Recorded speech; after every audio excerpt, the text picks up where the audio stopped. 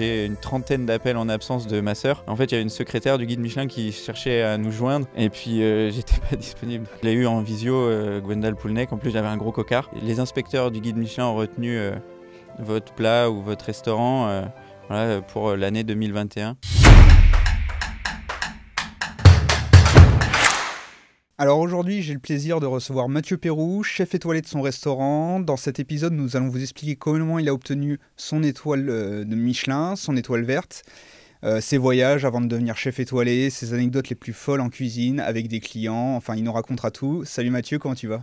Ça va et toi ? Ça va super, on est ravis de t'avoir. Franchement, la cuisine, j'ai plein de questions à te poser, donc on est ravis d'avoir tous tes conseils et tes anecdotes. Top, je suis très content d'être là. Est-ce que tu peux te présenter rapidement en 30 secondes, ce qu'on demande à tous nos invités ? Ouais, je m'appelle Mathieu Pérou, j'ai 32 ans. Je suis le chef du restaurant Le Manoir de la Régate à Nantes et aussi du Café des Expos. Et je signe la carte de 2 établissements nantais aussi, le Bateau Lavoir et la carte du Manoir de Claudine en collaboration avec Vincent Garlet. Ok. On commence toujours nos petits podcasts par un tout petit jeu. Questions courtes, réponses courtes. Est-ce que tu es plutôt cuisine traditionnelle ou moléculaire ? Traditionnel.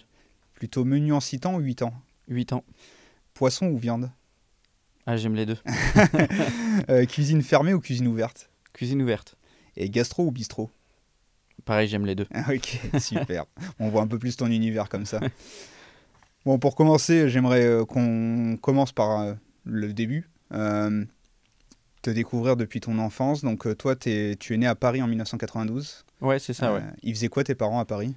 Mon père, il était cuisinier pour le baron et la baronne de Rothschild. Ok. Et avant ça, il était cuisinier dans des belles maisons parisiennes. C'était un petit peu... à cette époque-là, c'était un peu... quand on était cuisinier, Paris, c'était le Graal, quoi. Ouais. C'était un passage obligatoire, presque. Ouais, obligatoire, ouais. C'était un peu l'élite. Ouais. Et donc, après, vous déménagez sur Nantes, ouais. 1995, si je dis pas de bêtises. C'est ça. Donc, ton père, c'est Loïc Pérou. Oui. Et il ouvre donc le manoir de la Régate, où tu y passes toute ton enfance, dans ce manoir avec ta sœur, ouais. Tes cousins, tes cousines. C'est quoi tes souvenirs d'enfance dans ce manoir ? Une enfance heureuse. J'ai cette chance-là. Alors, on avait des parents qui travaillaient beaucoup, ma sœur et moi. Mais on avait une vie qui était rythmée avec la vie du restaurant, quoi. Donc, forcément, peut-être un petit peu en décalage par rapport aux familles un peu plus conventionnelles. Mais néanmoins, une enfance hyper heureuse sur les bords de l'Erdre, à côté du parc de la Chantrerie, quoi. J'avais un jardin immense, quoi. Et donc, cool. On voit, j'ai trouvé sur Internet que tu vivais avec tes cousins, cousines. Ça veut dire que tes oncles et tantes habitaient pas loin ou ils travaillaient aussi avec ton père Ouais, mon père, il a racheté le manoir de la Régate avec son frère, okay. Donc mon parrain, et ma tante Caroline Pérou, qui s'occupait, elle, de la salle. Donc, vu qu'ils avaient investi absolument toutes leurs économies, on vivait pendant un temps au-dessus du restaurant. Okay. Puis ensuite, mes parents ont déménagé, on avait une petite maison en location dans le bourg de Carquefou. Ok, très bien. Et donc là, déjà tout petit, tu vas dans les cuisines régulièrement, je présume. Enfin, t'es bercé dans les cuisines du manoir de la Régate. Ouais, alors moi, j'étais le seul garçon, quoi. Ma sœur et mes cousines on avait dans les mêmes âges, mais j'étais assez turbulent. Et c'était un moyen pour eux, pendant le service, d'avoir un œil sur moi. Donc, je suis très vite descendu dans les cuisines. Et c'est un univers qui m'a tout de suite fasciné. Je me suis jamais posé la question de ce que j'allais faire plus tard. Je savais que c'était ça. Ok, donc ouais, à l'école, t'étais bon élève, pas bon élève Non, j'étais plutôt bon élève, mais extrêmement dissipé, quoi. Ok, ouais. Donc après, toi, tu as su tout de suite ta voie, c'était la cuisine. Et tu n'as jamais pensé à faire autre chose ? Non, jamais. Vraiment... peut-être une fois plus tard, parce que quand j'ai pris la boxe un peu plus au sérieux, je me suis vraiment posé la question. Mais je pense que je fais un meilleur cuisinier que boxeur. Ouais, c'est sûr même. Okay. Maintenant, c'est prouvé. Enfin, en tout cas, c'est reconnu. Bah, je sais pas, mais ouais, je prends moins de coups. Oui, c'est sûr.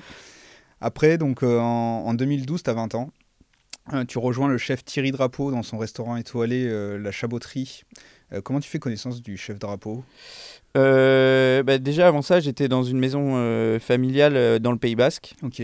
qui avait une étoile Michelin et c'était une transmission aussi. C'était deux frères qui avaient créé le restaurant et qui avaient transmis au fils aîné d'un des frères. Et le frère cadet le rejoignait aussi. Donc c'était intéressant pour moi d'avoir une maison avec un parcours avec certaines similarités par rapport à moi, mon histoire de famille. Et après une grosse saison là-bas, je suis parti, ouais, je suis revenu dans la région pour me rapprocher un peu des copains aussi. Et je suis arrivé à la chaboterie chez Thierry Drapeau. J'avais envoyé un CV tout simplement et puis il m'a rappelé. Ouais. Ok, trop cool. Ouais. Et qu'est-ce que tu apprends avec le chef drapeau? C'est une bonne école? Ça a été, Alors c'était une maison qui était très exigeante et on était relativement peu en cuisine. Et il y avait une grosse charge de travail. Donc c'est bien parce que quand on est dans des maisons familiales, on n'est pas dans des brigades de palace avec beaucoup de monde autour de soi. J'ai appris à être assez polyvalent à cette époque-là. Et puis j'étais collé au chef au poisson pendant un moment. Donc Donc, là, t'as appris ouais, tout ce j'ai qu'il appris. connaissait. Ouais. J'ai ramassé aussi, mais c'est le jeu. Ouais. Mais ça rehaussait l'exigence que je pouvais avoir envers moi-même. Ouais. Et quand on est jeune comme ça, enfin, on voit dans les reportages, dans des films et tout ça, en cuisine, c'est très très exigeant, comme tu le dis. Euh, Il y a des moments où c'était difficile pour toi à 20 ans, un peu turbulent et tout ça. Je Où... pense que j'avais besoin de ça. J'avais jamais vraiment connu ce niveau de discipline. Et je pense que j'avais besoin de ça. J'étais un peu... déjà, j'avais la tête un peu dure, quoi. Donc, forcément, bah, j'en prenais un peu plus aussi. Et par contre, pour moi, aujourd'hui, même si ça a été dur quand j'y étais, hein, il y a des soirs, je rentrais à la maison, je disais, mais je suis pas fait pour ça, quoi. Ouais. C'est pas possible. Puis tu y retournes le lendemain, et puis ça se passe pareil. Mais je me suis accroché, et puis avec le recul aujourd'hui, je regrette pas. Si c'était à refaire, Ouais. je referais. Exact. T'es poussé par tes parents ou alors c'est vraiment ta volonté personnelle de dire je veux faire de la cuisine et même si c'est dur. Pas du tout. Ma mère, au contraire, ma mère, elle est infirmière en bloc opératoire. Elle voyait que j'avais certaines facilités à l'école et elle aurait préféré que je fasse plus d'études.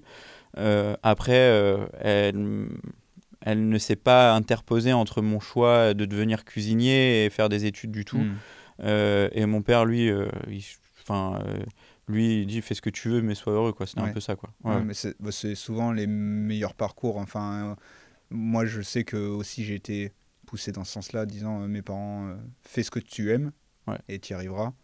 Et au moins, il n'y a pas de frustration où on est forcé sur des choses. Non, mais complètement. En 2014, tu pars en Australie, donc tu pars à l'étranger, si je dis pas de bêtises, pour rejoindre le chef japonais Tetsuya Wakuda. Ouais, c'est ça. Je le prononce bien. Pourquoi Sydney et qu'est-ce que tu vas apprendre de ce voyage? Pourquoi tu vas si loin? L'envie d'aventure un peu. Pour moi, l'Australie, Sydney, c'était peut-être le point le plus éloigné qu'on pouvait faire de la maison. Et je sais pas, j'avais envie un peu de découvrir un autre pays et arrivé en Australie, Monsieur Drapeau m'avait dit, écoute, si tu veux, tu peux contacter ce chef-là. Il est grand chef relais château comme moi, et voilà. Okay. Et puis quand je suis arrivé là-bas, c'est la première chose que j'ai faite. Ok. Ouais. Et on voit que même, en cuisine, ça marche beaucoup en réseau aussi. Oui. Beaucoup de chefs se connaissent et si tu fais pas de bêtises, si tu es dévoué, ils te recommandent et comme dans le milieu professionnel en fait. Ouais.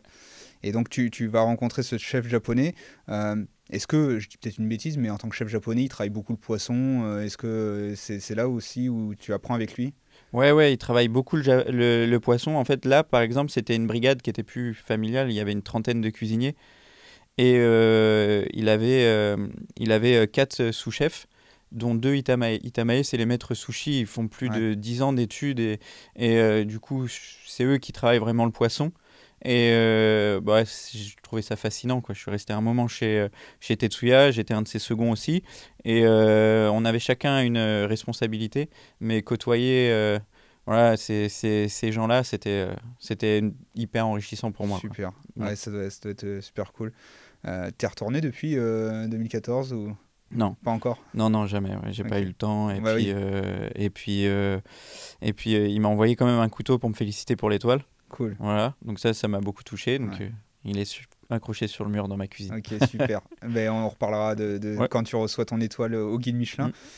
Donc en 2017, après 3 ans, tu reviens en France et là, tu reprends le flambeau du manoir de la Régate, qui était donc à l'origine de ton père. Ouais. C'est quoi tes ambitions quand tu reprends le manoir de la Régate à ce moment-là? Bah, j'ai pas. Enfin, le restaurant, tu sais, c'est la vie d'une entreprise en fait. C'est pas un long fleuve Mm. tranquille. Et puis, mon père, il arrivait dans un moment de sa carrière où il avait des grosses difficultés financières. Et il pensait céder le restaurant voilà, pour éponger les dettes qu'il avait contractées. Et moi, je pense que j'étais encore jeune et que je me rendais pas compte vraiment voilà, de la valeur aussi de l'argent. Voilà, et je me suis dit. Moi, Je j'ai vais- manqué de rien quand j'étais Ouais, gamin et vous avez fait ce que vous pouvez. Maintenant, c'est peut-être à moi de de renvoyer reprendre. l'ascenseur, quoi. Ouais. Et quand je suis revenu à Nantes, je me souviendrai toujours. Ma mère était venue me chercher à la gare. Ça faisait très longtemps qu'on s'était pas vu et elle m'amène au moment du service voir mon père. Donc le service avait commencé et puis je vois bah il y avait plus je sais pas, il y avait peut-être plus que 3 cuisiniers. Ouais. C'était pas le manoir que moi j'avais connu quand j'étais plus jeune. Et du coup, je suis resté faire le service avec lui. Et le lendemain, il est tombé malade. Je pense que c'était un peu. Il avait enchaîné 6 mois sans un jour de Mm. repos. Et je pense que son corps lui disait stop. Et quand il m'a vu arriver, Il a dit c'est bon, ouais, c'est bon, c'est cool. je vais pouvoir. Ouais, Toute la pression à relâcher. ouais, je pense. Ouais, je pense qu'il Et tenait sur les nerfs, ouais. quoi. Voilà. Non, mais je comprends très bien ce qu'il peut vivre quand on soit entrepreneur ou Ouais, chef cuisinier, quand il y a beaucoup de pression. Si on relâche la pression, bah, boum, on peut se prendre ouais, c'est un un peu coup. ça. Ouais.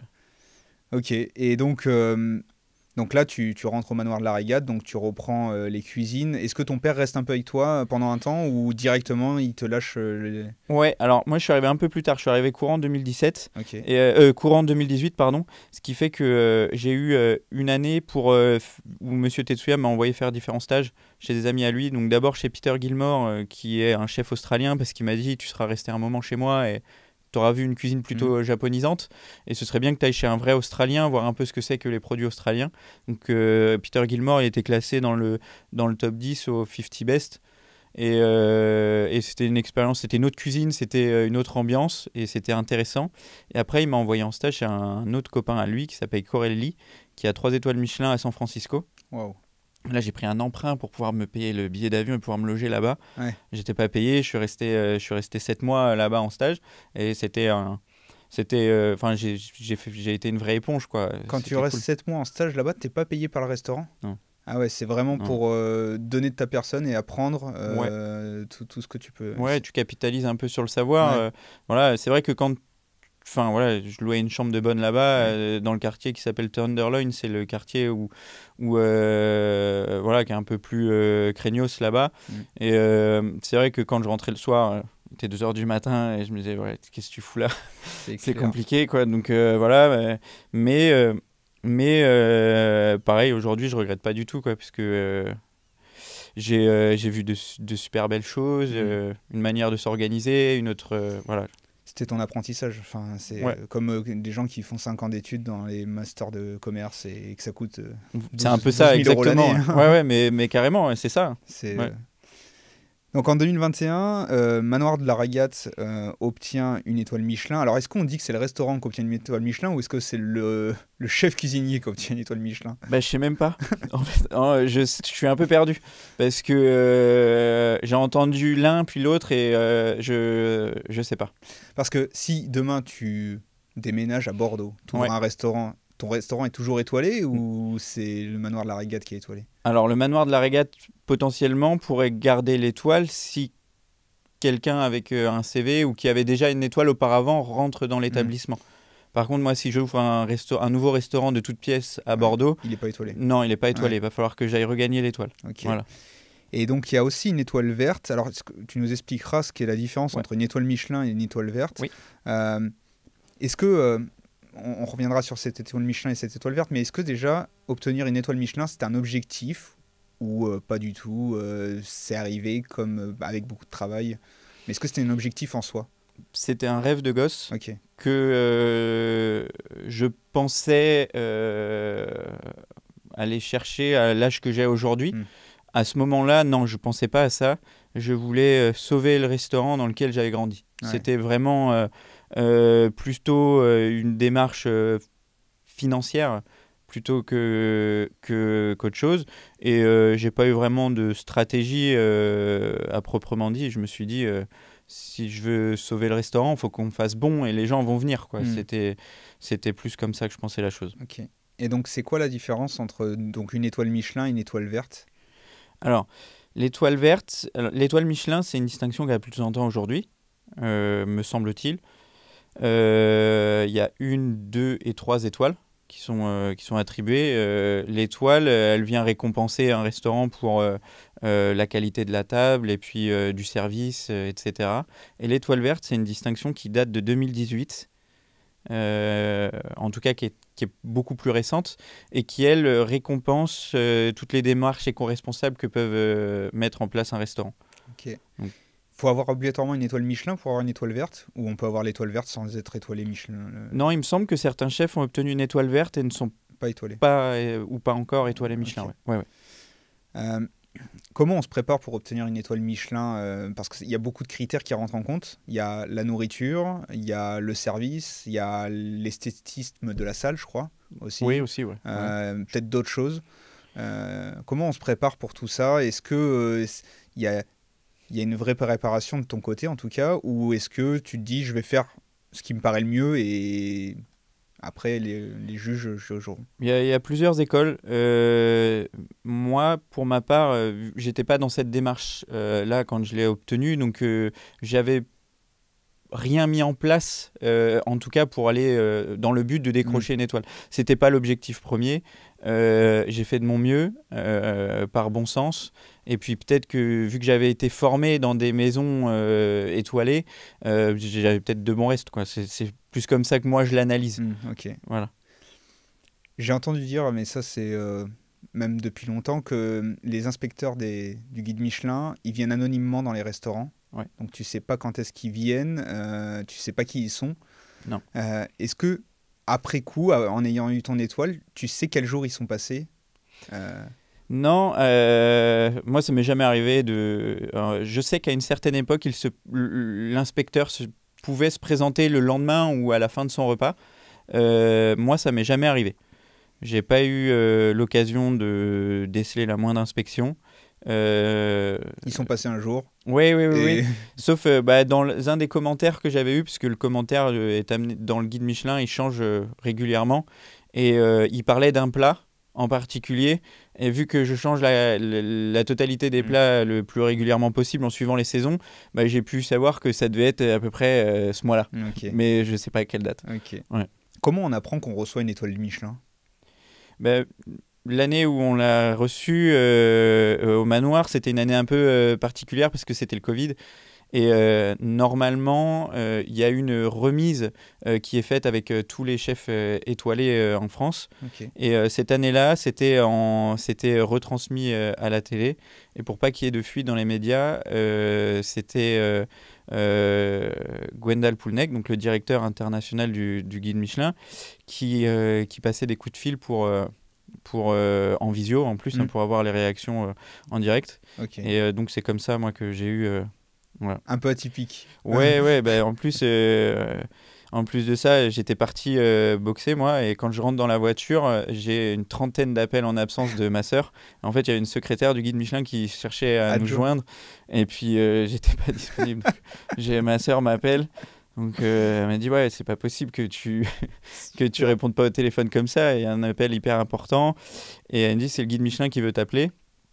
Et puis j'étais dans ma voiture et je l'ai eu en visio, Gwendal Poulnec. En plus j'avais un gros cocard. L'entraînement s'était pas si bien passé que ça. Et c'est lunaire comme appel parce qu'on a commencé à parler de boxe. Il m'a demandé si je m'étais fait agresser. Du coup on avait rigolé. Et il me dit voilà, les inspecteurs du guide Michelin ont retenu votre plat ou votre restaurant voilà, pour l'année 2021. Okay. Et pour l'étoile verte, par contre, ça, je le savais pas. On l'a su le jour où ils ont révélé en direct le palmarès. Et donc là, quand tu obtiens ton étoile, après ton restaurant donc devient étoilé. Tu reçois des choses quand même. Tu reçois un courrier chez toi, tu reçois un couteau, tu reçois comment ça s'appelle, un habit de Ouais, une cuisinier. veste. Une veste. Tu reçois une veste donc? Ouais, tu reçois une veste avec, L'étoile. l'étoile et l'étoile verte du coup qu'on a obtenue. L'année elle est un peu différente, ça c'était l'année où je l'ai obtenue. Donc tu as ton étoile Michelin 2021, l'étoile Ouais, gastronomie durable. Et ça, est-ce que c'est la veste avec laquelle tu cuisines ou non. tu cuisines jamais avec? Non, non, je cuisine pas avec celle-là. Je la porte quasiment pas. Elle est sur un cintre dans mon placard. Ok, Voilà. d'accord, très bien. Et donc toi, tu as une autre veste, mais il y a aussi ton étoile sur d'autres vestes avec laquelle tu cuisines? Ça Ou dépend. il y a ton nom, Mathieu Pérou? Ouais, ça dépend aussi. Des fois, il y a pas. D'accord. Voilà. Après, je suis un peu. Moi, je cuisine en blanc. Je suis un peu traditionnel sur ce côté-là. Et c'est une veste par service ou une veste on la réutilise plusieurs fois? Non, ouais, en général, c'est une veste par service ou une veste par jour. Ça dépend. Quand Ok. il fait chaud, c'est une veste par Ouais. service. Ouais. Ah, ok. Ouais, ouais. Ok, super. Bon, bah merci de nous avoir montré cette veste. Tu reçois une plaque aussi émaillée que tu mets à l'extérieur de ton restaurant. Et ensuite, ouais, tu as des courriers aussi voilà, de beaucoup de gens. Ouais. Des gens qui t'envoient des bouteilles de vin. Ça m'avait, Ah, ça m'avait vraiment marqué, ça. t'as pu remplir la cave du Ouais, non, bah non, c'est pas... On en a ouvert quelques-unes. Non, j'ai pris le temps de répondre à tout le monde. J'avais pas l'habitude du tout, enfin parce que c'était nouveau. Hmm. J'ai pris le temps de répondre à tout le monde par courrier écrit Ouais, et tout ça. Et je super. trouve que, ouais, j'étais hyper surpris et hyper ému, ouais, que ça peut voilà, susciter autant d'engouement, quoi. Voilà. Et comment tu célèbres tout ça? Avec qui tu célèbres tout ça? Parce que tu dois le fêter quand même. Quand on Ouais. reçoit une étoile, Bah, c'est pas tous les jours. avec ma femme d'abord, D'accord. parce que, enfin, en fait, ces distinctions-là, c'est la partie juste visible de l'iceberg, quoi. Hmm. En fait, il faut imaginer qu'il y a tellement d'échecs, de frustrations, de d'énervement, d'incompréhension. Voilà, donc ma femme a vécu ça au quotidien avec moi, quoi. Donc forcément, en premier, ma femme, et ensuite, nous, on est très famille, donc voilà, je suis associé avec ma sœur, Mhm. on a repris le restaurant de nos parents, donc avec ma famille, et puis mon sous-chef Anthony, qui me Ok. suit depuis quasiment le début, et mon maître d'hôtel Stanislas, qui est un copain du lycée qui aussi, lui, est dans le bateau depuis quasiment la reprise. Ok. Donc je trouve que c'était trop important, parce que vu que c'était le Covid, on pouvait pas faire ça. Ouais, bien sûr, c'était plus Et complexe. puis un peu plus tard, on a fait ça avec les équipes. Ouais. Donc voilà. Ok. C'est un peu le Graal hein, pour un chef d'obtenir l'étoile Michelin, je présume. Ouais, ça dépend l'importance qu'on lui donne. Mhm. Aujourd'hui, enfin moi j'ai grandi un peu là-dedans, dans une famille de cuisiniers, donc ouais, ça a une importance, ouais, c'est sûr. C'est quoi la différence il y a quelques étoilés à Nantes, mais entre une première étoile, une deuxième étoile, voire même une troisième étoile, qu'est-ce qu'on va chercher de plus dans un restaurant? Est-ce que tu sais ou est-ce que tu sais pas d'ailleurs? Euh, Non, il y a pas, en fait, il n'y a pas de cahier des charges où il suffit oui, de de cocher cocher des des cases. critères. C'est vraiment, c'est assez subjectif aussi. Donc, j'imagine que pour avoir, enfin, ce qui me marque moi, par exemple, les 3 étoiles Michelin, en général, c'est des chefs qui créent presque des mouvements culinaires, quoi. Hmm. C'est un peu comme ça que je le vois, qui ont vraiment un monde à part et puis Autour de leur cuisine. ouais et ça je trouve que là il y a une grande différence entre une et deux bah, comment dire ouais il y a le standing. Je pense que entre une et deux il y a une certaine harmonie. Il n'y a pas un domaine qui est au-dessus ou plus bas que le reste. Ouais. C'est une expérience où tout vraiment est à niveau Puis il faut être vraiment expert pour déceler la différence. Parce que bon, oui. moi, j'ai fait des 1 étoile, j'ai fait des 2 étoiles. Mais franchement, je vois pas la différence. J'ai très bien mangé dans les 2 restaurants, Ouais. enfin, personnellement. Ouais, je pense qu'il faut avoir une vraie expertise. Ouais. Même pour moi, je suis pas inspecteur du tout, donc je suis comme toi, hein, je vais manger dans des 1 ou 2 étoiles parfois, et puis je vois pas forcément de différence. Mm. Je passe un grand moment, et puis c'est la qualité du moment que je juge plus. C'est ça. Voilà. On va parler un peu plus du manoir de la Rillate, si tu veux bien. Qu'est-ce qu'on y retrouve? Qu'est-ce que tu veux transmettre dans ton restaurant? Qu'est-ce que tu peux nous dire là-dessus? Alors, on y retrouve des produits qui viennent autour du restaurant. Moi, je suis petit-fils d'agriculteur. Donc, toutes les vacances scolaires, en fait, je les passais en Bretagne chez mes grands-parents. Donc, on- ma sœur et moi, et surtout moi, parce que vu que j'étais un petit peu turbulent, travailler à la ferme avec papy, c'était cool. Et j'ai été assez sensibilisé au travail de la terre, au respect des produits. Mhm. Beaucoup de chefs le font aujourd'hui et je trouve que ça va dans le bon sens et c'est comme ça qu'il faut cuisiner. Mais c'est quelque chose que j'ai tout de suite voulu mettre en place au manoir de la Régate quand je suis revenu. Alors mon père et mon oncle avaient un certain nombre de producteurs avec lesquels ils travaillaient déjà. Donc je me suis appuyé sur ce travail que eux avaient déjà fait et j'ai approfondi quoi. Et T'as même ton propre potager à côté du ouais, manoir, hein, qui est vraiment à proximité. ouais, chez un Euh, particulier à côté du manoir qui me laisse exploiter voilà à peu près je crois qu'il doit bien y avoir quasiment 1 hectare. pour tes fruits, tes légumes. Ouais. Alors, je suis pas autonome. Ok. Peut-être sur les tomates l'été et les concombres, mais sinon, c'est très très difficile aujourd'hui d'être autonome. Il faudrait beaucoup d'hectares. Ouais, et puis il faudrait être capable d'embaucher des jardiniers. Bien Et sûr. aujourd'hui, j'ai une structure qui est pas assez solide pour me permettre de le faire. Par contre, sur les fleurs, les herbes aromatiques, je suis quasiment autonome. Et ça permet de connecter aussi à la saison, à la nature, quoi. Voilà, quand je vois que la tomate est en train de s'abîmer au potager, il est grand temps de changer le plat. Hmm. Ça, je trouve ça vraiment sympa. Ok. Voilà. De ce que j'ai pu entendre dire, tu travailles avec des acteurs locaux, des pêcheurs du Ouais. coin, peut-être des apiculteurs pour le miel, Oui. peut-être. Enfin voilà. Tu peux nous en parler un peu, ceux avec qui tu travailles, quelle importance ils ont pour toi Ben, il y en a, ils sont beaucoup maintenant. Ben, déjà, il y a une, comment dire, il y a une relation presque amicale avec tous les gens avec lesquels je travaille. Je suis hyper respectueux quand le produit arrive entre mes mains. Je sais qu'il y a des gens qui sont passionnés, qui l'ont élevé ou produit avant. Donc moi, j'ai cette tâche après voilà, comment dire, d'essayer de sublimer leurs produits dans l'assiette. Et je me vois un peu comme un ambassadeur de mon terroir. Donc j'essaye de prendre cette mission vraiment à cœur.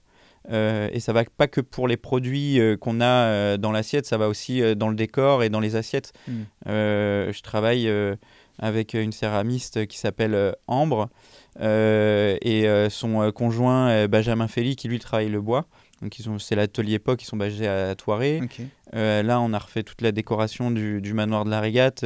C'est un Nantais, Quand Antonin tu dis Lamotte. là, c'est là tout de suite là, parce que j'ai vu, je crois Ouais, sur on a Insta. ouvert cette semaine, ouais. Enfin Ouais, la c'est semaine ça. dernière. Donc c'est tout a été refait, la déco dans le manoir. Ouais, du sol au plafond. Ah, trop cool. Ouais, j'ai l'impression que c'est un nouveau restaurant. Je suis hyper content. T'es content Ah du rendu. ouais. Et j'ai vu, enfin sur Insta, des palettes entières, enfin pas mal de choses qui arrivaient au Ah ouais, c'était restaurant. impressionnant, ouais. Et Il y a donc ouais, il y a pas mal d'artisans qui ont travaillé là sur. Nantais, ouais. Ok. Bah déjà, ouais, d'artisans nantais, d'artistes aussi nantais ou du bassin nantais. Et même l'architecte, c'est un nantais, Émeric Masson. Ok. Enfin voilà, pour moi, c'était hyper important. Et ouais, je suis hyper content du résultat. Bon bah, on viendra voir ça Ouais, avec carrément, grand avec plaisir. plaisir. On va rentrer dans ta vie en cuisine. Tu travailles avec combien de personnes en cuisine? T'as une brigade, t'as des serveurs, Ouais. comment ça se passe? On est une vingtaine, apprentis confondus, à travailler sur le manoir de la Régate. Ok. Et on doit être entre 10 et parfois 15 quand on a des stagiaires qui sont là longtemps ou un commis ou quoi en plus au manoir de la Régate. Ouais. Donc t'es le chef de la cuisine. Ta sœur est plutôt côté salle, Ouais. donc dans le service. C'est ça. T'as un second en chef, souvent, Ouais. qui est là. Quel rôle il assure, le second en cuisine? Bah, en fait, alors il a plusieurs rôles, mais moi ça va au-delà. C'est que Anthony, j'étais son témoin de mariage et c'était mon témoin de mariage aussi. Donc cumulé, ça doit faire 10 ans qu'on travaille ensemble, quasiment. Et il y a énormément de respect et de confiance. Donc il y a cette relation, il y a un lien qui est assez fort. Et puis au-delà de ça, il a un rôle opérationnel. C'est vrai que le chef, comment dire, c'est un peu un maître d'orchestre, il compose aussi les plats. Et après, Anthony, il est dans l'organisation à chaque poste. Voilà, c'est... Ok. Et en cuisine, on entend partout, mais même quand on est au restaurant, on l'entend. Il y a un vieux rituel où toute la brigade appelle oui chef. Est-ce que c'est comme ça dans ta cuisine ou pas? Ouais, Et ouais, aussi. pourquoi on crie tous oui chef? Est-ce que on dirait qu'on est un peu alarmé d'ailleurs? Ouais, Euh, alors, moi, pendant le service, chez moi, il n'y a pas de bruit. Le matin, c'est moins calme. On a une enceinte Marshall dans la cuisine. On écoute la musique fort, souvent. Est-ce que vous préparez quoi le matin? Préparez un Toute la peu. Ouais. préparation pour le service du midi, puis Ok. le soir, toute la préparation pour le service du soir. Donc, il y a du travail. En général, c'est de la musique assez rythmée. Ok. Mais l'ambiance est studieuse, mais décontractée, quoi. Après, pendant le service, il n'y a pas de bruit. Chacun est concentré sur une tâche. Et par exemple, je suis au pass, moi, avec mon second. On est tous les deux, on dresse les assiettes. Et on a la brigade, en fait, dans notre dos. On les voit pas tout le temps. Donc, en fait, quand on transmet une directive, c'est important que la personne concernée, elle me réponde. Comme ça, je sais qu'elle a Ouais. compris et je sais qu'il commence à faire Faut que tu sois le sûr que taf, quoi. ça avance parce que Ouais, si il n'y a pas de réponse et que ça avance pas, tu prends du retard sur tout le reste exactement. et donc c'est pour ça qu'il y a ce oui chef qui Ouais, valide voilà, ce exactement. que tu as dit. Est-ce que tu te souviens de la première fois où tu deviens chef et t'entends ce oui chef? Ouais, Tu même t'en- pas. Parce que en plus, quand je suis arrivé au manoir de la Régate, vu que j'étais assez jeune, il y avait des salariés qui étaient plus âgés que moi. Hmm. J'avais un bagage, donc j'avais une certaine légitimité au fourneau, quoi. Mais c'est difficile d'aller vous voyez, d'aller appeler chef quelqu'un qui est plus jeune que soi, et je le conçois, je l'entends bien. Et puis moi, Ok. j'ai pas, c'était pas une demande de ma part, Hmm. et je crois que je l'ai jamais demandé en fait. Ok, d'accord. Et c'est venu naturellement après. Ouais, Ok. ouais. Non, mais je te demandais ça parce que tu Non, aurais non, mais pu c'est avoir vrai. un souvenir de ta première fois où tu es chef Non, Ok. même pas. Euh, Comment ça se déroule une journée type pour toi? Là, je veux savoir un peu, est-ce que c'est toujours la même chose? Le matin, tu arrives au restaurant, faut préparer pour le service du midi et le soir, hein, ou alors il y a des moments où t'es pas au restaurant et donc c'est ton second qui prend la relève et tu dois aller faire d'autres choses, je sais pas. Ouais, alors c'est vrai que mon rôle, il a un petit peu évolué aujourd'hui. J'apprends une autre facette de mon métier aussi, c'est intéressant. Mais je suis toujours dans l'opérationnel et je gère toujours un poste parce que, en fait, moi, ce que j'aime, c'est vraiment cuisiner, quoi. Ok. C'est vraiment mon truc. Tout l'aspect qu'il y a autour m'intéresse un peu moins et je le fais parce qu'il faut le faire, mais c'est moins mon truc. Comment t'aimes cuisiner, mais donc tu te renouvelles régulièrement sur les plats parce que selon les saisons, les fruits, les légumes. Euh, Comment tu crées un menu? Est-ce que c'est après le service du soir, tu te remets au fourneau avec ton second, avec d'autres personnes, et là tu recuisines pour essayer de faire des tests parce que hein, on sort pas un plat comme ça, je présume. Non, on sort pas un plat comme ça. Je saurais pas trop te dire quel est l'élément déclencheur. Ça peut être une nouvelle saveur que je vais goûter. Et je sais pas, il y a un truc qui se débloque dans mon cerveau et je dis putain, ça c'est cool, faut aller dessus. Euh, Aussi, c'est vrai que avoir ce truc d'aller se fournir vraiment à côté fait qu'aussi ça me réduit un peu les possibilités Hmm. et d'une certaine manière ça me canalise et j'aime beaucoup par exemple décliner une garniture, enfin un légume, décliner beaucoup un plat autour d'un seul et même légume et en fait tu déclines les textures, voilà, tu joues un peu sur l'acidité, tout ça et voilà, il y a des fois où tu te sens très inspiré, il y a des fois où c'est un peu plus compliqué. Ah, c'est un métier d'artiste, hein, de toute façon, un métier de cuisinier, Moi, j'ai besoin d'être calme en fait pour commencer à créer. Ouais. Ah, ok, d'accord. Ouais. Est-ce qu'il y a un plat signature au manoir de la Régate dont tu es particulièrement fier ou qui a une histoire Ouais, il y en a plusieurs. En fait, c'est ça aussi la difficulté supplémentaire qu'on se met au manoir de la Régate, c'est qu'on veut que les plats racontent des histoires et on veut pas forcément associer des produits parce que c'est juste bon. Donc voilà, c'est ma vision Mhm. de la cuisine. Mais aujourd'hui, la salle, en plus, dans la décoration qu'on a, c'est un prolongement de la cuisine qu'on fait. Donc j'essaye de faire en sorte que chaque plat ait vraiment une anecdote, une histoire, quelque chose que les gens vont retenir. Mais c'est vrai qu'on a ce plat-là qui aujourd'hui est devenu un peu plus reconnu pour le restaurant. C'est quoi le plat? C'est une carpe. En fait, j'ai une carpe qui est gravée sur la façade du restaurant. Ok. Le restaurant, il date de 1880. Et sur les bords de l'Erdre, à cet endroit-là, avant, ça a toujours été une guinguette. Et l'Erdre, vu que c'est une rivière qui est pas très profonde, qui est très large, elle chauffe vite. Et du coup, il y a beaucoup de phytoplancton qui se développent. Et c'est super pour les poissons herbivores. Donc ça a toujours été un endroit qui est propice à la pêche à la carpe. Et c'est des poissons qu'on retrouve moins dans nos assiettes aujourd'hui. Et je trouvais qu'il y avait une histoire à faire avec ce poisson-là. Et nous, on travaille la carpe sous forme de mousseline. Donc c'est une farce. D'accord. Dans lequel on met du shiso. Et vu que j'ai été formé par un chef japonais, c'est vrai que j'ai des restes aussi. Donc on a du shiso qui vient du jardin. Et on vient mouler cette farce dans un petit moule en forme de carpe. Donc on cuit ça doucement. Et on a un petit poisson vert qui arrive dans le fond d'un bol. On remet quelques herbes sauvages. J'ai voilà. vu, je crois, des photos de ça. Parce que là, comme tu me le décris, ça me rappelle quelque chose. Ouais, c'est possible. C'est vrai que c'est un plat sur les réseaux sociaux. C'est rigolo parce que déjà, il fait rire les enfants. Et puis en fait, les gens, ils ont souvent le réflexe de le prendre en vidéo. Donc c'est vrai qu'il est un peu plus visible. Médiatisé, ouais. Ok. Tu nous as dit que tu étais marié. Tu as des enfants Ouais. Non, on n'a pas d'enfants. Ok, pas encore. Non, pas encore. Et ta femme, elle fait quoi dans la vie? Elle te suit au restaurant ou elle fait d'autres choses? Non, elle fait d'autres choses. C'est une vraie entrepreneur, elle aussi. Elle est ingénieure d'affaires. Elle est dans une agence de consulting en ingénierie. Ok. Voilà. Elle travaille beaucoup aussi, je présume. Ouais. Ouais, elle travaille c'est beaucoup. nécessaire. Sinon, on comprend pas le rythme que tu peux avoir, toi. Ou... Je pense qu'à la base, oui, c'était pas. Enfin, c'est une bosseuse, Amélie, mais c'était pas forcément quelqu'un de carriériste. Et puis, je pense que voilà, le fait que des fois, le soir, elle rentre à la maison et puis je suis pas là parce que je suis au service et tout. Elle a commencé à rendre des dossiers qu'elle devait rendre pour le lendemain, puis comme ça. Et puis, je pense qu'elle a grimpé les échelons comme ça. Et puis, en plus, elle se débrouille bien dans son domaine. Donc, Cool. voilà, c'est motivant pour elle, quoi. Est-ce que tu voyages avec ta femme? Tu as le temps de voyager à l'étranger, je veux dire, ou vous êtes très pris par vos boulots? Non, on essaye de s'accorder un maximum de temps. C'est-à-dire que, en fait, j'essaye de faire en sorte que les moments qu'on passe ensemble soient des moments qualitatifs. Parce qu'on n'a pas toujours beaucoup de temps, donc on s'est imposé des règles. Le dimanche, on est tous les deux à la maison parce qu'on aime bien.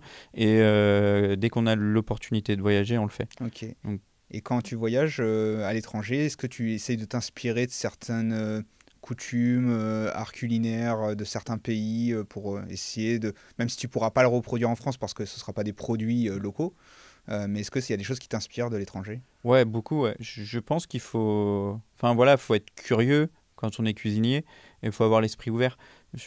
Tout m'intéresse et ouais, forcément, j'aime bien... Il y a un pays en particulier qui m'a beaucoup marqué, dans lequel je suis allé l'année dernière cuisiner, c'était le Vietnam. Okay. Vietnam, culinairement, j'ai pris une claque énorme. Ah ouais. Puis tu manges dans des endroits, tu dis c'est pas possible, ils peuvent pas faire la cuisine ici. Ouais. Et c'est exceptionnel. Mais en règle générale, ça dépend des goûts, des couleurs de chacun, mais l'Asie, moi je suis allé pas mal de fois en Asie, c'est tellement différent de nous qu'on adore tout ce qui est la culture asiatique et la nourriture asiatique. Ouais. Bon, même si en France on est très gâtés quand même. Ouais, ça va. Et puis de mieux en mieux en plus. Donc voilà, il y a de plus en plus de belles d'établissements et tout qui font vraiment de la bonne cuisine. Ouais, j'aime beaucoup. Et quand tu es allé au Vietnam, donc tu as goûté dans certains restaurants de certains chefs, je présume? C'est bien parce que quand je pars cuisiner dans un endroit, parce que je suis invité pour cuisiner dans un endroit, le chef qui me reçoit en général, il est toujours à cœur de te faire découvrir. Voilà, moi, je reçois un chef étranger ici, j'ai envie de lui montrer des beaux endroits de ma ville, quoi. T'en as reçu des chefs étrangers ou pas encore? Ouais, récemment, là, en septembre, j'ai fait pour la nuit d'étape de Nantes, organisée par le Voyage à Nantes. Alors, on a fait un repas avec un chef étoilé japonais, chef Sato, de la ville de Niigata, parce que Nantes et Niigata sont jumelés depuis 25 ans, je crois. Faudra regarder. Et on devait faire un repas pour 500 personnes tous les deux, avec nos équipes, et c'était super sympa. Et du coup, je l'ai emmené sur le lac de Grandlieu voir un de mes pêcheurs. Mais tu sais, au matin, quand le soleil il se lève, quoi. Il y avait des lumières incroyables, t'es seul au monde. Et alors, il a trouvé ça incroyable, lui, venant du Japon? Ouais. Là, je sais que là, il a pris une petite claque. Ok, trop cool. trop cool. Ouais. Non, mais c'est extraordinaire quand on a un art au bout des doigts, que ce soit la cuisine ou d'autres choses. Hein. On a reçu des danseurs, on a reçu... Voilà. C'est les échanges entre cultures et tout ça, c'est vraiment c'est trop cool. hyper cool. Ouais. Mais même moi, j'ai rien à transmettre particulièrement, enfin dire dans la cuisine, mais quand je voyage, discuter avec des gens de leur culture, leur pays, moi j'adore ça parce qu'ils m'apprennent plein de choses. Bah ouais, bien sûr. Peut-être te poser une question bateau, mais quand on est chef, est-ce que quand on est avec sa femme ou des amis, on cuisine pour recevoir? Ou on a la flemme de cuisiner Quand on reçoit, ouais, c'est moi qui cuisine. Sinon, à la maison, ma femme, elle aime bien faire à manger. Elle se débrouille bien en plus. Ok. Donc, Ouais. et puis moi, j'ai la flemme. Ouais, c'est ça, ouais, Ouais. quand t'as cuisiné toute la semaine. Il y en a qui aiment trop. Moi, c'est le week-end. J'aime bien. J'ai d'autres centres d'intérêt, j'ai d'autres Ouais, bien passions. sûr. Et voilà, j'aime bien consacrer mon temps libre à voilà, faire ce que j'aime autre chose que la cuisine. Même quand tu reçois des amis, ils te tannent pas pour te dire Allez Mathieu, tu veux enfin, si tu les invites, bien Non, évidemment. non, non, non, je le fais naturellement, Ouais. quoi. Parce que, bah, pas comme au restaurant, hein, mais ouais, j'ai à cœur de bien les recevoir. Ouais. Chez toi, t'as une belle cuisine? Ou une cuisine Récemment, classique non, elle est assez classique, mais Ok. récemment, ouais, on a refait notre cuisine. C'est un copain qui m'a refait la cuisine et ouais, elle est sympa. Ouais, Ok. elle est cool. Est-ce que tu as une anecdote à nous raconter sur peut-être avec des clients, avec d'autres chefs qui te passent par la tête là, si tu as quelque chose à nous raconter un peu drôle ou un peu... T'as déjà Très- des clients qui t'ont demandé de te voir aussi, par exemple moi, ça m'est déjà arrivé de dire est-ce que je pourrais voir le chef pour le féliciter ou... Oui, ça arrive. Alors, c'est vrai que il y a des chefs qui passent dans la salle, saluer tous les clients et tout ça. Moi, j'ai plus de mal à faire ça. Je suis peut-être un peu timide aussi. Ok. C'est moins mon truc. Par contre, ma cuisine est ouverte.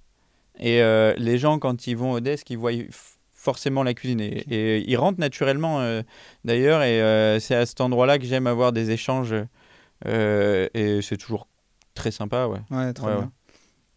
Est-ce que tu regardes les critiques que tu pourrais avoir sur des réseaux sociaux, où tu fais pas trop attention à... Oui et non. Je veux dire, si la même critique elle revient régulièrement, c'est qu'il faut peut-être se remettre en question. Après, non, pas trop. Alors, c'est très rare qu'on en ait de mauvaises, mais il y a des fois, les gens sont hyper blessants. C'est ça que Voilà, derrière un ordi, enfin, derrière un écran, c'est toujours un peu facile. Voilà. Non, mais c'est ça que j'allais te dire, c'est compliqué parce que les critiques négatives, on a beau mettre tout l'amour qu'on veut, il y a toujours quelqu'un qui peut mettre une critique négative. Ouais, Comment tu le ressens? Parce que on le sait, nous, enfin moi j'ai fait plusieurs projets, là on a le podcast, ouais. on met tellement d'énergie, on essaie de faire un travail qualitatif et quand on Mhm. reçoit une critique négative, on se dit mais t'as rien compris, j'ai essayé de faire quelque chose de bien. Ouais, c'est ça. Bah, c'est les goûts et les couleurs. Voilà, pour te dire, tu vois, c'est des choses qui arrivent, mais un poisson qui va être un peu cotonneux ou un truc comme Mhm. ça, ça va m'empêcher de dormir pour une semaine, Mhm. quoi. Moi, le Ok. moindre petit truc. Ouais. Ouais, parce au manoir de la Régate, on cherche à aller vraiment dans le détail, à faire en sorte que tout soit parfait. Je suis pas tout seul. Mhm. C'est-à-dire que les gens qui travaillent autour de moi, ils y mettent le même entrain, quoi. Mhm. Donc, voilà. Après, ça dépend comment c'est formulé. Ouais, bien sûr. Parce que la critique, quand elle est constructive, elle fait avancer. Quand c'est pour descendre, ça Ouais. m'agace. J'y porte pas d'intérêt. Ok. Ouais. Et tu arrives à le faire passer outre, à passer outre parce que tu dis ça t'agace, mais moi aussi, hein, ça nous agace. Et donc, des fois, même, moi, j'y pense pendant 3 4 jours. Et c'est bête Ouais. parce que ça pourrit le moral et ça influe sur nos performances futures. Ouais. Alors qu'en fait, faudrait juste dire, bon, mais c'est un crétin. Et... Non, je pense qu'aujourd'hui, ça me passe au-dessus, quoi. Ok. Ouais, En cuisine, tu peux avoir des imprévus, un cuisinier qui est malade, ouais, ça arrive souvent. manque de matières premières, par exemple, je sais Ouais. pas. Euh, ou comment tu gères un imprévu? Est-ce que t'aimes improviser? Est-ce que ou Alors, l'improvisation c'est compliqué?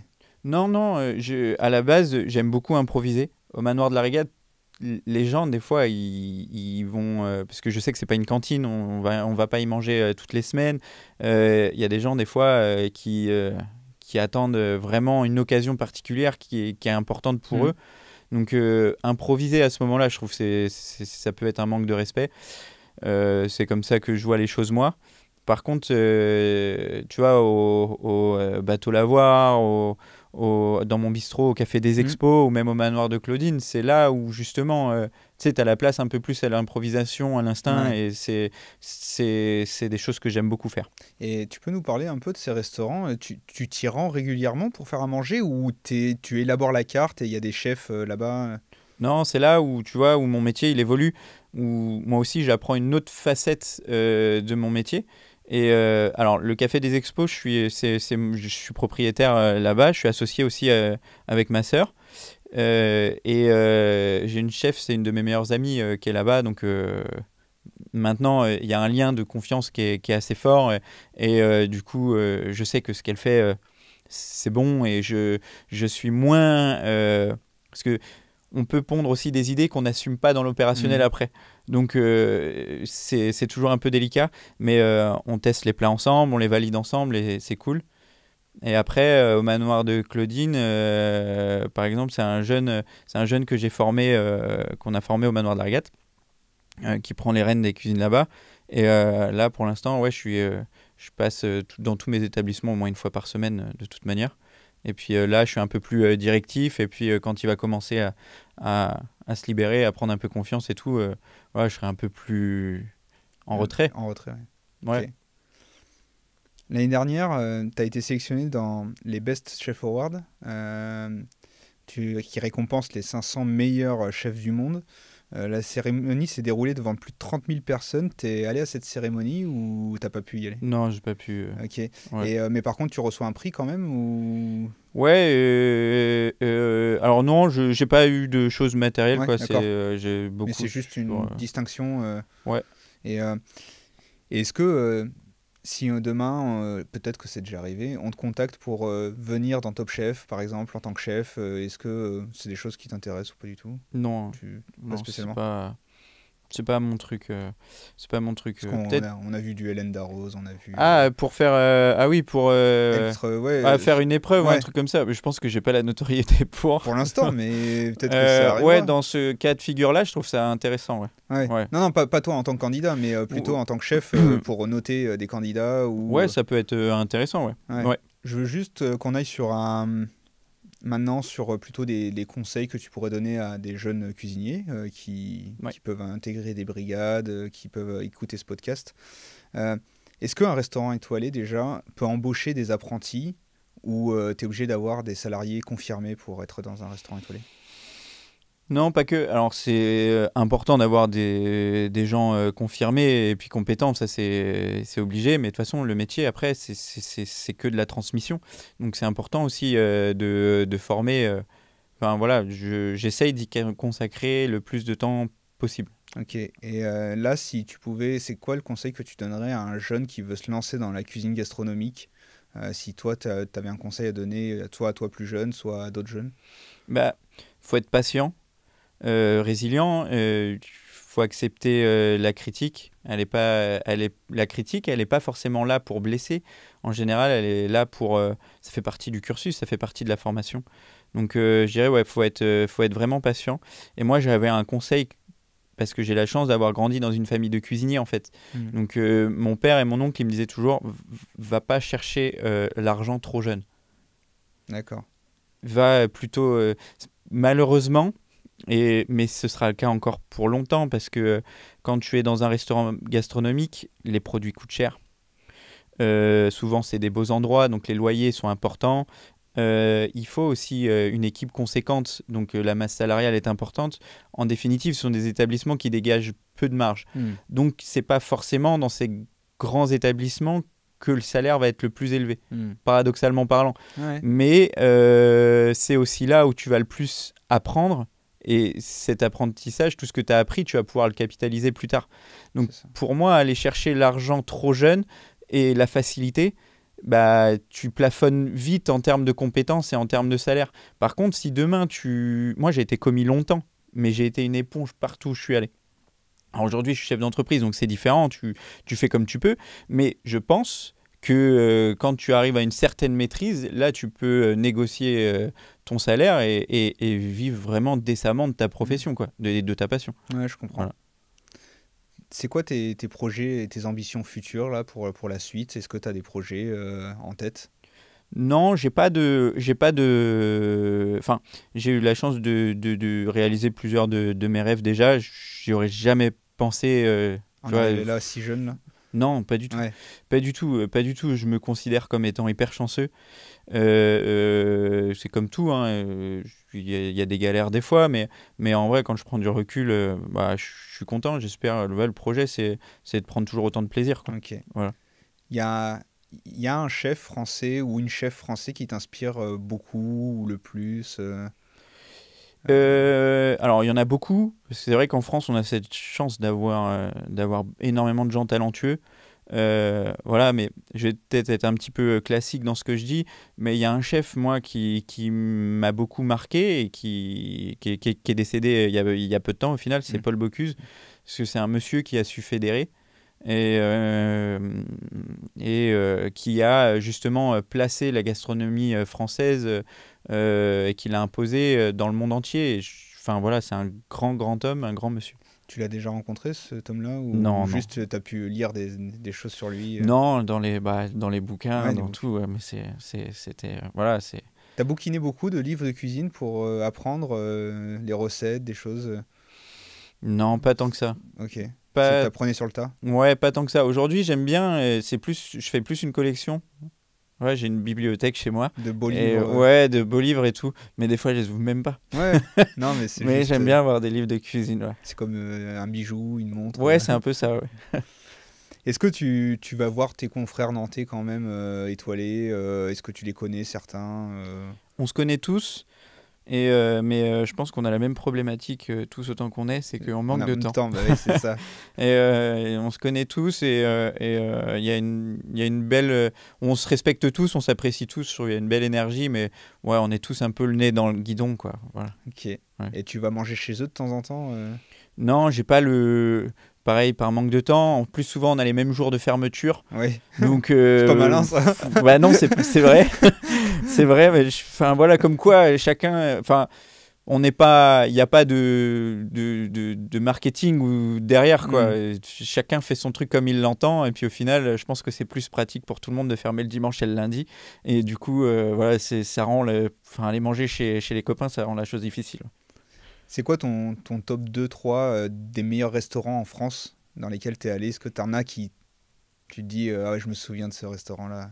Bah, bizarrement, c'est des restaurants où j'ai pas encore mangé. Ah d'accord. Donc t'es curieux en tout cas. Ouais, je suis curieux. Ouais. Il y a Arnaud Donkel, Cheval Blanc, Plénitude, hein, à Paris. Ok. Et il y a un autre dans le Nord qui s'appelle Alexandre Gauthier, La Grenouillère. Alors Ok. malheureusement, son restaurant, il y a une inondation, mais il va rouvrir bientôt. Là, récemment là? Ouais, a priori, il a annoncé récemment que voilà, il allait rouvrir. Et ouais, ça c'est un restaurant aussi il y a un univers particulier que je trouve vraiment génial. Tu t'es déjà fait reconnaître dans un restaurant parce que tu étais chef ou les serveurs qui Ouais, oui, c'est déjà arrivé. Ouais. Ouais. Ouais. Et ils disent il y a le chef Pérou qui est... Oui, bah oui. Tu Oui. dois leur mettre la pression? Non, je sais pas. Moi, je suis pas quelqu'un de Oui. trop désagréable de toute façon. Par contre, ma femme, elle mange pas beaucoup. Et ça, c'est un enfer parce que tu sais que les retours des assiettes, Ouais. les mecs derrière, ils vont regarder. Ils vont dire Donc, c'est pas fini. s'il en reste, ils vont stresser et tout. Donc, je me mets à manger l'assiette de ma femme. Après, tu finis, t'en peux plus. Ouais. Ouais, mais bon. Et puis bon, après, tu te dépenses beaucoup après avec le sport Hein, oui, Pour- oui, oui. pour éliminer tout ça. Mais parce Ouais. que si tu manges 2 assiettes à chaque fois que tu vas au resto. Ah ouais, non, tu dors mal après. Ouais, c'est ça. On finit tous nos podcasts par un petit jeu. Alors, j'essaye d'arranger les jeux en fonction des invités. Ouais. Avant de commencer le jeu, j'aimerais te demander, c'est quoi, toi, le plat que tu pourrais manger tous les jours? Ton plat préféré? Pot-au-feu. Le pot-au-feu? Ouais. Et alors, c'est quoi le pot-au-feu de Mathieu Pérou? Comment tu le fais? Bref, pas aussi bien que ma grand-mère, que mes grand-mères. Ok, donc c'est le pot-au-feu de tes grand-mères Ouais, j'aimais bien, mais en fait, c'est ce que j'aime, c'est un peu c'est cette cuisine un peu bourgeoise entre guillemets, enfin de tradition qui se transmet de génération en génération, où tu sens c'est l'envie de faire plaisir qui prime, c'est les plats de partage. Tu mets la gamelle au milieu de la table et puis chacun se sert. Je trouve c'est ça pour moi la cuisine française. Si t'as 2 minutes pour décrire ta recette de pot-au-feu là, tu peux nous la décrire Allez, vas-y. Vas-y. On va partir sur sur paleron. Alors il y en a qui diront que c'est pas forcément avec le paleron qu'on fait le meilleur pot-au-feu, mais moi j'aime bien avec le paleron. Voilà. J'aime bien aussi prendre la queue de bœuf pour faire le bouillon. Ok. Parce que c'est assez chargé en gras, en collagène, et du coup ça fait un joli bouillon très rond. Voilà, donc on va colorer les queues de bœuf avec la viande.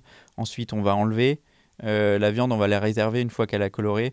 Et puis on va commencer à mettre un peu... Alors, il y a 15 000 façons de le faire. Moi, j'aime comme ça. Alors, chez moi, vu qu'on est breton, on travaille au cidre. Alors, moi, j'aime bien mettre du cidre d'abord. D'accord. Et après, je vais mettre tous mes légumes. On va piquer un oignon avec 2 clous de girofle.